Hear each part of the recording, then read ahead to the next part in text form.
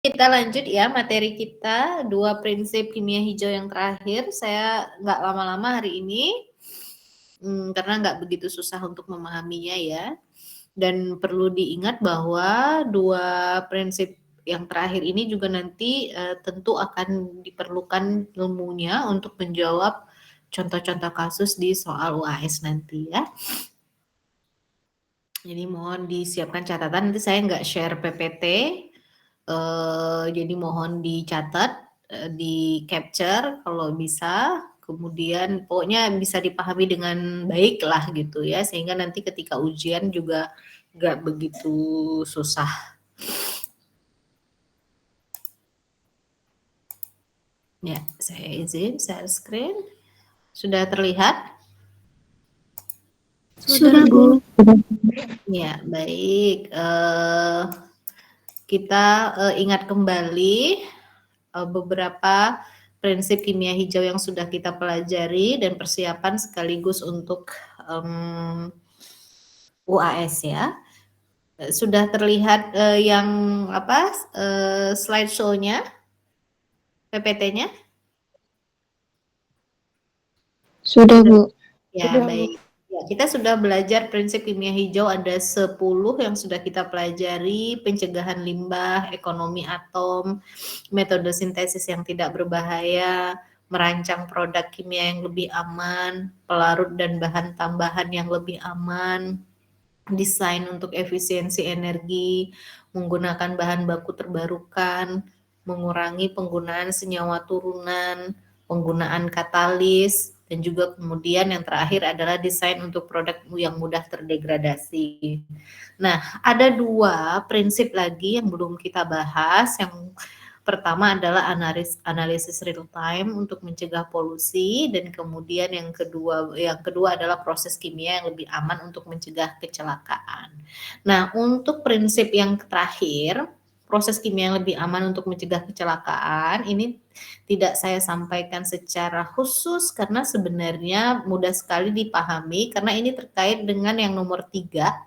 Prinsip kimia hijau yang nomor 3 sangat berhubungan ketika kita sudah menentukan metode sintesis yang tepat, yang tidak berbahaya, kemudian kita juga sudah merancang produk kimia yang nomor 4 ini yang lebih aman, kita sudah menggunakan pelarut dan bahan tambahan yang aman, maka yang ke-12 ini akan tercapai ya untuk mencegah kecelakaan. Maka kecelakaan akan bisa dicegah ya ketika bahan baku yang digunakan, produk kimia yang digunakan sudah dirancang aman, terus metode sintesisnya juga menggunakan metode sintesis yang tepat, yang tidak berbahaya. Jadi nanti ini yang ke-12 tidak saya sampaikan secara detail ya. Dan memang ya tidak ada penjelasan yang juga perlu dijelaskan secara spesifik. Nah, hari ini tidak lama nanti saya akan menjelaskan tentang yang prinsip yang analisis real time untuk mencegah polusi. Sebenarnya apa yang dimaksud dengan analisis real time untuk mencegah polusi? Prinsip kimia hijau yang terakhir ini adalah prinsip yang memantau seluruh aktivitas, seluruh kegiatan di dalam proses produksi mulai dari praproduksi sampai kepada ketika produk tersebut sudah tidak digunakan lagi oleh konsumen. Jadi sepanjang itu rantainya yang diperhatikan, yang dikontrol, yang dipantau, dan dikendalikan prosesnya sehingga tidak ada emisi-emisi polutan atau meminimalisir terjadinya emisi-emisi polutan yang dapat mencegah terjadinya pencemaran baik di tanah, air, dan udara. Sampai di sini bisa paham nggak dengan prinsip kimia hijau yang terakhir ini, analisis real time untuk mencegah polusi? Coba, bisa dipahami nggak? Sampai di sini, nanti kalau saya suruh menggunakan kalimatnya sendiri, ini maksudnya apa prinsip ini, bisa nggak? Yang nggak bisa, silakan sampaikan. Masih bingung, nanti saya ulangi. Kalau sudah bisa, sampaikan bisa. Pakai audio ya. Saya nggak bisa cek chatnya. Bisa dipahami? Masih belum terlalu? Masih belum terlalu, Bu. Oke, kita perhatikan lagi. Ingat, kalau kalian harusnya, aduh saya hidungnya gatel banget nih. Harusnya setelah nanti mata kuliah ini selesai, kalian sudah harus bisa menyimpulkan dengan kalimat sendiri. Bayangkan nanti akan ujian lisan. Nah, kalau sudah membayangkan ujian lisan kan pasti akan lebih mudah, lebih semangat tuh belajarnya, lebih berjuang keras. Karena merasa tidak ada yang bisa membantu selain pikiran dan kemampuan berkomunikasinya. Jadi cobakan seperti itu ya. Nah, ini yang saya sampaikan lebih lanjut supaya lebih jelas. Tadi saya sampaikan bahwa prinsip kimia hijau analisis real time itu adalah memantau dan mengendalikan seluruh proses produksi bahkan sampai ketika produk tersebut sudah tidak dimanfaatkan lagi oleh konsumen, sudah sampai ke tangan konsumen terus dia udah nggak pakai, terus gimana produknya itu mau dibuang, dibuangnya bagaimana, terus didaur ulang atau digimanain oleh pengepul. Nah, itu dia pantau. Itulah dia konsep kimia hijau yang sangat luar biasa ini, analisis real time. Jadi ketika bahan bakunya itu diambil dari proses ekstraksi, itu juga diawasi tuh, dicek dia menggunakan energi berapa, menggunakan air enggak atau menggunakan yang lain-lain ya. Dan kemudian setiap tahapan ini nanti dalam proses ekstraksi bahkan belum produksi nih ya, baru ekstraksi bahan bakunya. Kalau misalnya menggunakan ekstraksi bahan baku, emisi polutannya apa? Mulai dari tahapan itu. Terus ketika dia ditransport, dimasukkan ke dalam, dibawa ya ke pabrik, lalu kemudian di pabrik diolah menjadi bahan setengah jadi dulu mungkin gitu, produk setengah jadi itu kan ada ya biasanya kayak pabrik kertas, setengah jadinya itu yang pulp itu, terus baru nanti produk jadinya adalah kertas. Nah itu juga dicek lagi ketika dia menghasilkan bahan setengah jadi, adakah energi yang dia gunakan berapa, kebutuhan-kebutuhan terkait bahan selain bahan baku utamanya berapa, lalu emisinya juga ada emisi polutan apa saja sehingga nanti berdampak pada pencemaran air, tanah, dan udara. Kemudian ketika bahan setengah jadi diolah lagi menjadi bahan jadi, menjadi produknya, begitu juga dianalisis lagi. Jadi setiap itulah yang dimaksud dengan analisis real time. Jadi setiap tahapan, setiap proses itu dianalisis. Sampai ketika produknya digunakan oleh konsumen. Juga dianalisis nih kalau ketika produknya digunakan oleh konsumen, dia bisa mengemisi apa. Misalnya kalau AC misalnya ya ketika digunakan oleh konsumen, ada emisi lagi kan. Misalnya kalau AC-nya masih pakai hidroklorofluorokarbon, diemisikan berapa ketika produknya digunakan. Lalu kemudian ketika produknya sudah nggak mau digunakan oleh konsumen jadi limbah. Nah, ketika dia menjadi limbah ini juga dianalisis apa saja polutan-polutan yang akan dihasilkan oleh produk tersebut, oleh limbah dari produk tersebut. Bahkan sampai ketika produknya nanti yang sudah dibuang ini diolah kembali atau dikonversi kembali, didaur ulang menjadi bahan baku kembali. Karena tujuannya kalau dalam produksi bersih memang ketika produk sudah tidak digunakan kembali, maka produk tersebut harapannya bisa diubah kembali, bisa dikonversi menjadi bahan bakunya. Jadi prosesnya adalah siklus siklik gitu ya, berkelanjutan, tidak terputus. Nah, itulah konsep kimia hijau yang analisis real time. Sampai slide yang ini bisa paham lagi nggak? Lebih paham nggak? Sudah bisa mengambil kesimpulan nggak kalimat apa itu prinsip kimia hijau analisis real time untuk mencegah polusi? Siapa coba yang bisa bantu, yang mau nambah nilai nih, menggunakan kalimatnya sendiri, menerangkan tentang prinsip kimia hijau yang analisis real time. Silakan. Ada yang mau? Nggak paham semua? Paham apa enggak? Ya, silakan pakai audio ya, saya nggak dengar. Siapa ini? Imro'atul Mahmudah, Bu. Nah, Apakah coba. suaranya terdengar?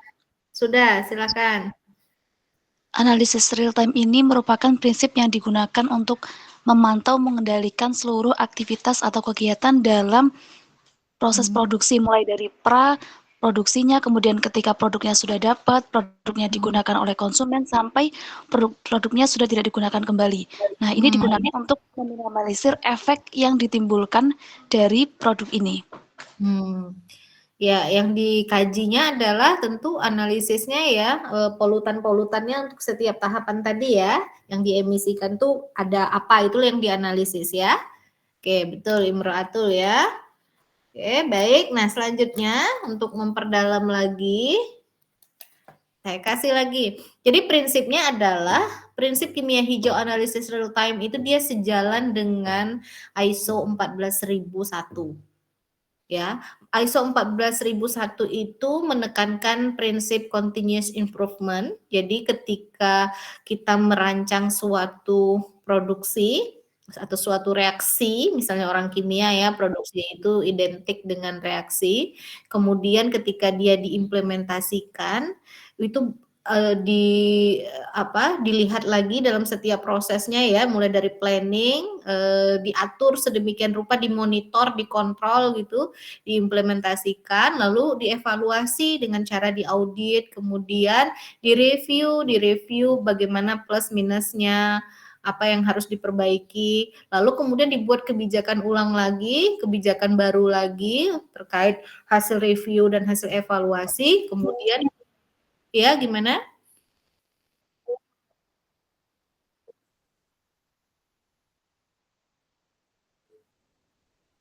Oh ya ampun, kan tapi nggak ada yang ngomong.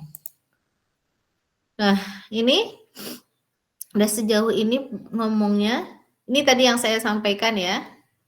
Dari tadi udah panjang. Ini udah kelihatan, sudah berubah sekarang? Belum, Bu. Kok nggak ada yang ngomong dari tadi? Ya.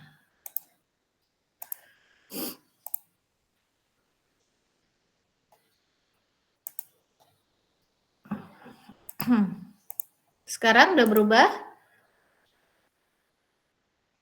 Sudah, Bu. Ya, ini udah jalan tadi ya. Nah, ini yang saya sampaikan tadi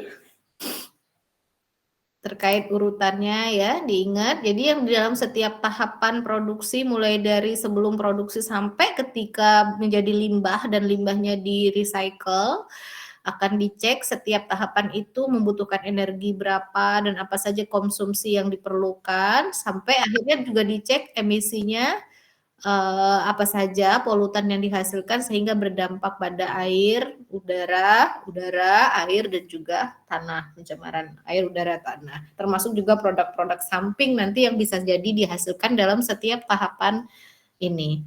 Bisa dipahami? Bisa, Bu. Bisa, Bu. Oke.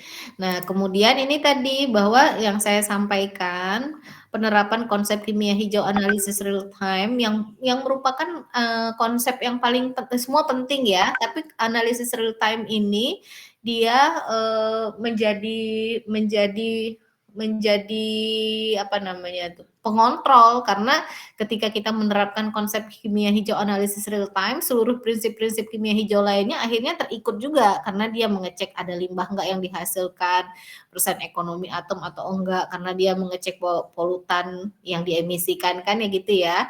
Tuh. Nah, jadi dia sejalan dengan prinsip ISO 14001 ini, di mana proses produksi itu harus bersifat atau reaksi kimia itu harus bersifat continuous improvement. Jadi ketika dia direncanakan, dia diimplementasikan, kemudian dia ketika setelah diimplementasikan kita audit, kita evaluasi ya bagaimana pengimplementasiannya.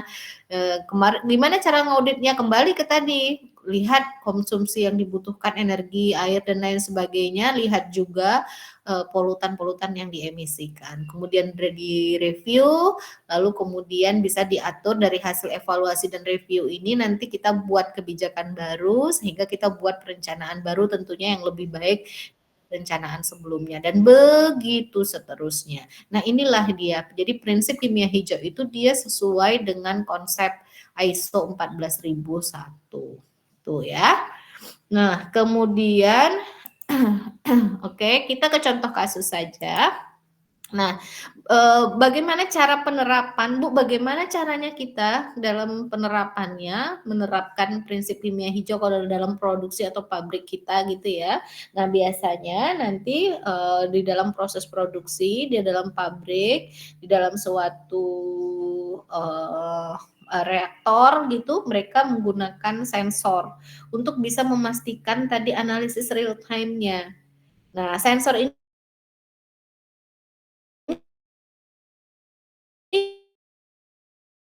biasanya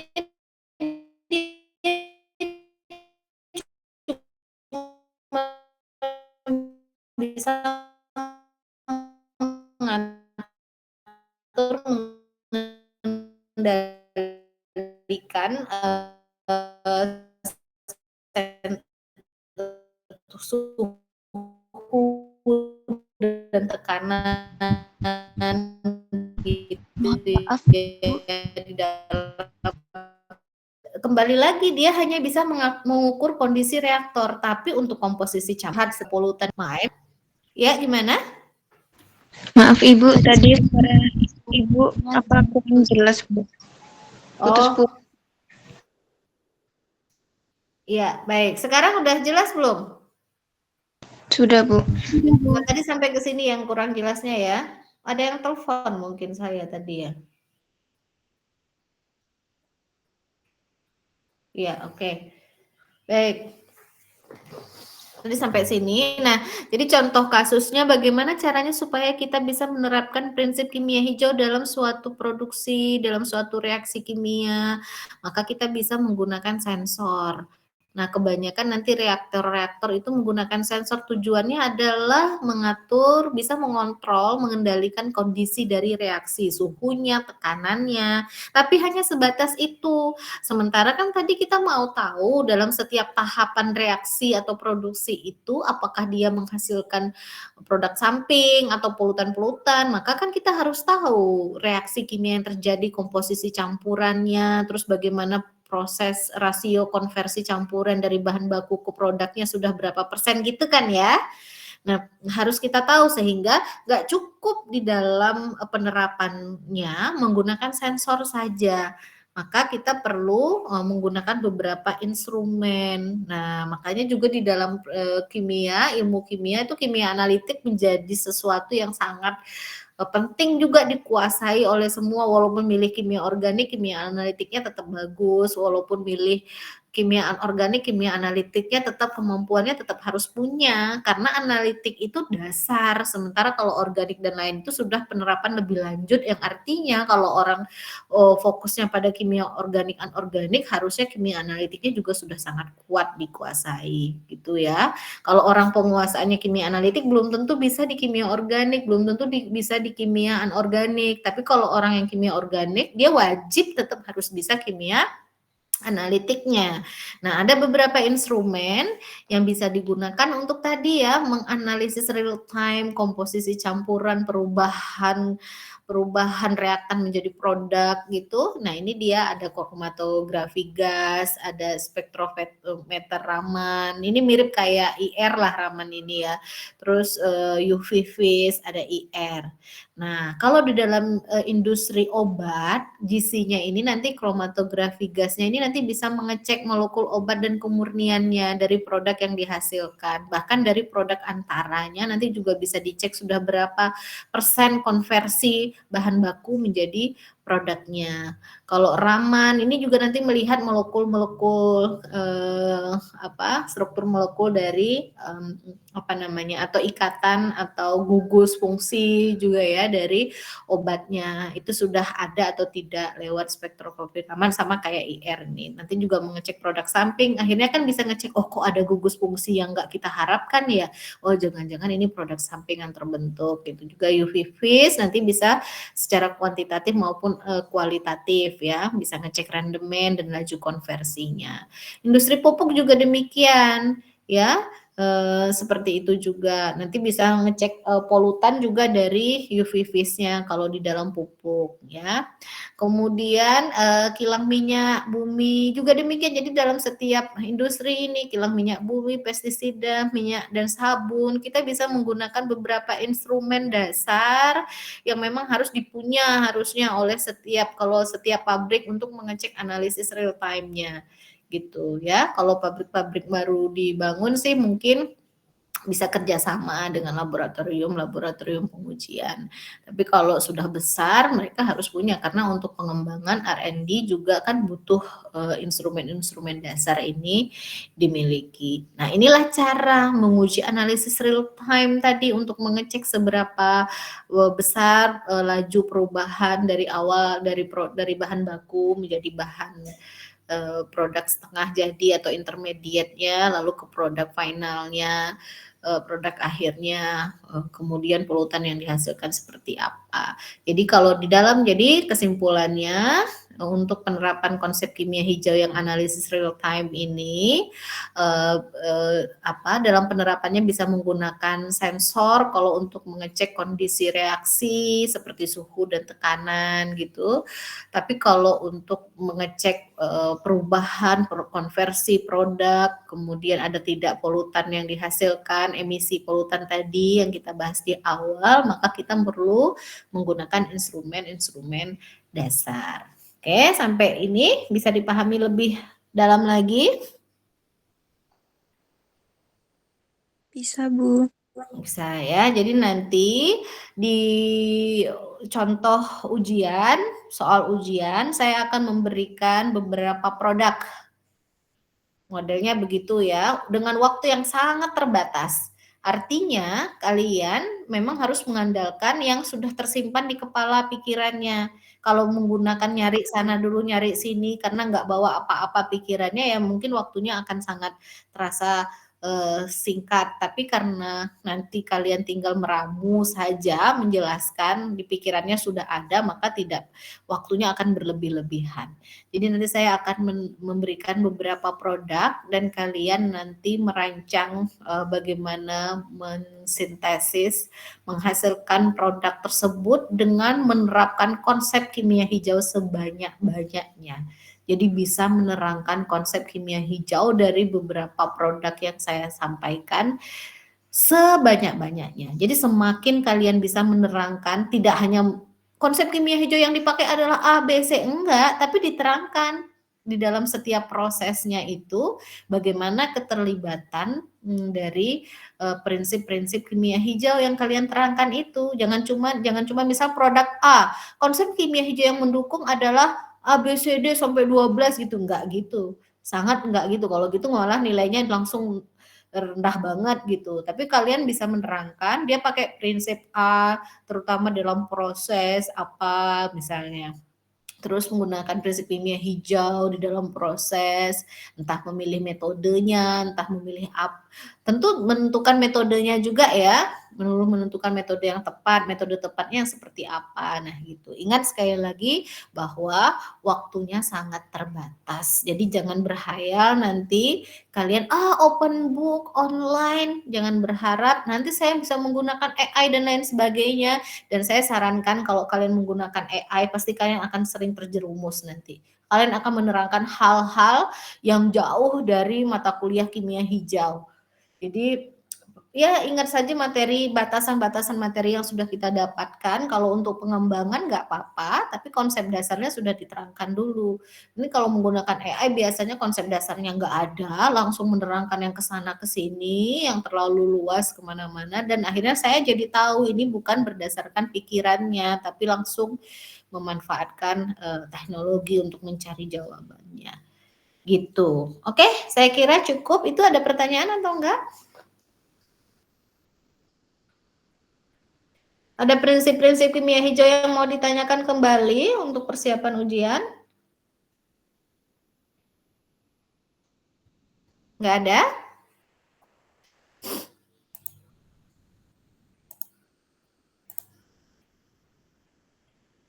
Berarti sudah dipahami semua ya? Sudah siap ujian ya? Kemarin ujiannya tanggal 9. Nanti saya diingatkan lagi malam tanggal 8-nya ya. Tolong Zakia. Ya, Ibu. Oke, baik. Saya pikir sudah paham ya. Nanti selama proses mau ujian, kita nggak ada WA grup, yang ada cuman kelas A. Kalau ada beberapa pertanyaan nanti boleh ditanyakan ya. Boleh japri juga boleh nanti. Kalau misalnya ada beberapa yang mau ditanyakan untuk persiapan ujian, ingat jamnya sangat terbatas ketika ujian. Jadi tolong standby, sinyalnya disiapkan, dan ya itu, jangan membawa kepala kosong. Kalau membawa kepala kosong waktunya sangat tidak cukup.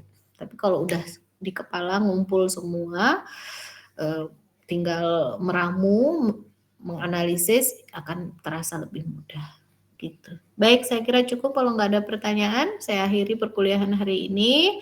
Mudah-mudahan kita selalu sehat terus ya, menyelesaikan semester ini. Ujian selesai, semuanya bisa diselesaikan dengan baik lah. Oke, Assalamualaikum warahmatullahi wabarakatuh. Waalaikumsalam. Waalaikumsalam. Terima kasih, Ibu. Terima kasih, Ibu. Masih, Bu.